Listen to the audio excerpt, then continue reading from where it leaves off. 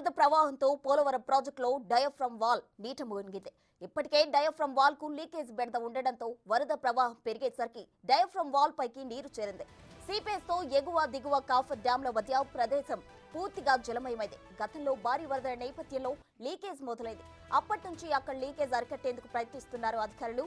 భారీగా ఇసుక ఫిల్లింగ్ తో నష్ట నివారణ పనులు జరుగుతున్నాయి. ఈ సమయంలోనే వరద ప్రవాహం పెరగడంతో డయాఫ్రమ్ వాల్ నీట మునిగింది.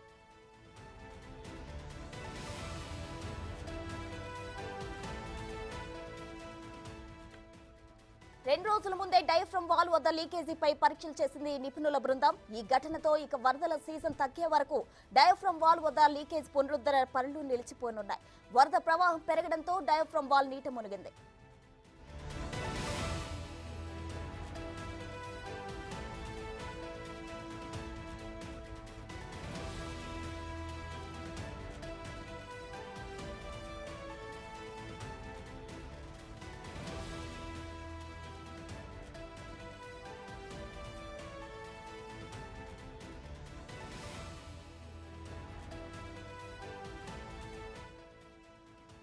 భారీ వరద ప్రవాహంతో పోలవరం ప్రాజెక్టులో డయాఫ్రమ్ వాల్ నీట మునిగింది.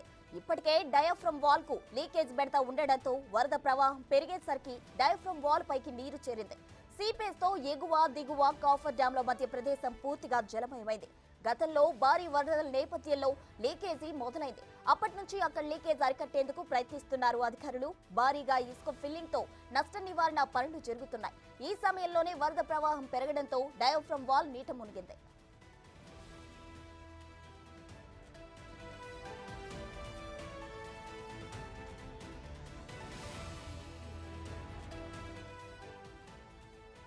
రెండు రోజుల ముందే డయాఫ్రమ్ వాల్ వద్ద లీకేజ్ పై పరీక్షలు చేసింది నిపుణుల బృందం. ఈ ఘటనతో ఇక వరదల సీజన్ తగ్గే వరకు డయాఫ్రమ్ వాల్ వద్ద లీకేజ్ పునరుద్ధరణ పనులు నిలిచిపోనున్నాయి.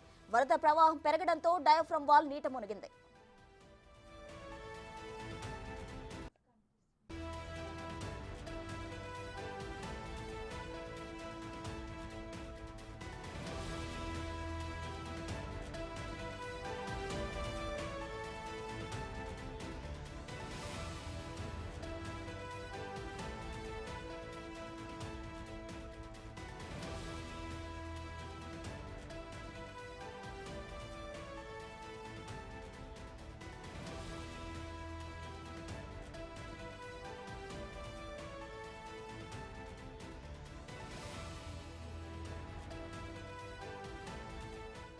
భారీ వరద ప్రవాహంతో పోలవరం ప్రాజెక్టులో డయాఫ్రమ్ వాల్ నీట మునిగింది. ఇప్పటికే డయాఫ్రమ్ వాల్ కు లీకేజ్ బెడద ఉండడంతో వరద ప్రవాహం పెరిగేసరికి డయాఫ్రమ్ వాల్ పైకి నీరు చేరింది.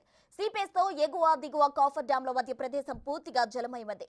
గతంలో భారీ వరదల నేపథ్యంలో లీకేజీ మొదలైంది. అప్పటి నుంచి అక్కడ లీకేజీ అరికట్టేందుకు ప్రయత్నిస్తున్నారు అధికారులు. భారీగా ఇసుక ఫిల్లింగ్ తో నష్ట నివారణ పనులు జరుగుతున్నాయి. ఈ సమయంలోనే వరద ప్రవాహం పెరగడంతో డయాఫ్రమ్ వాల్ నీట మునిగింది.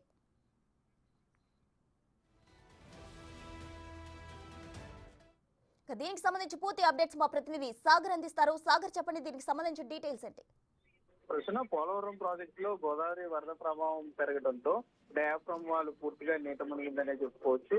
మరోపక్క ఎగువ దిగువ కాపర్ డ్యాంల మధ్య సీపేజ్ ఎక్కువగా ఉండటం వల్ల కూడా మొత్తం ఈ మధ్యలో ఉన్న ప్రదేశం అంతా కూడా గోదావరి వరద నీటితో నిండిపోయింది. భారీగా ఇసుక ఫిల్లింగ్ తో కూడా ఈ నష్ట నివారణతో కొంత పనులు ఆలస్యం అవుతున్నాయని కూడా చెప్తున్నారు. ఈ లీకేజీ అరికెట్టేందుకు ఇప్పటికే అంతర్జాతీయ నిపుణులు కొంత అధ్యయనం చేశారు. వారు నివేదిక ఇవ్వాల్సి ఉంది. 2 రోజుల ముందే డయాఫ్రమ్ వాల్ వద్ద ఈ అంతర్జాతీయ నిపుణులు శాంపుల్స్ ను పరిశీలించారు. నిన్న కూడా ఈ డయాఫ్రమ్ వాల్ వద్దకు చేరుకుని ఆ డయాఫ్రమ్ వాల్ మీద పేర్కొన్నటువంటి మట్టితో పాటుగా ఏదైతే ఈ రాతి శాంపుల్స్ ఉన్నాయో వాటన్నిటిని మాన్యువల్ గా, అంటే మామూలుగా మిషన్స్ తో తవ్వడం కాకుండా మాన్యువల్ గా వాళ్ళే తవ్వి తీసుకుని దాన్ని ల్యాబ్స్ కూడా పంపించారు. ఆ శాంపుల్స్ రావాల్సి ఉంది. సో ఇంకా ఇప్పుడు వరదలు వచ్చేసిన నేపథ్యంలో ఈ వరదలు తగ్గేంత వరకు కూడా డయాఫ్రమ్ వాల్ వద్ద పనులు అయితే నిలిచిపోనున్నాయి. ఇటు ఎగువ దిగువ కాపర్ డ్యాంల మధ్యలో పూర్తి స్థాయిలో సీపేజ్ వలన నీరు చేరడంతో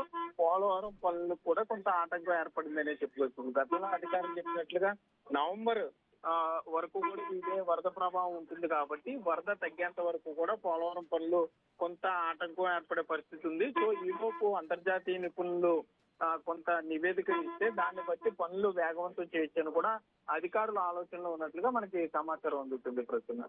రైట్, థ్యాంక్ యూ సాగర్.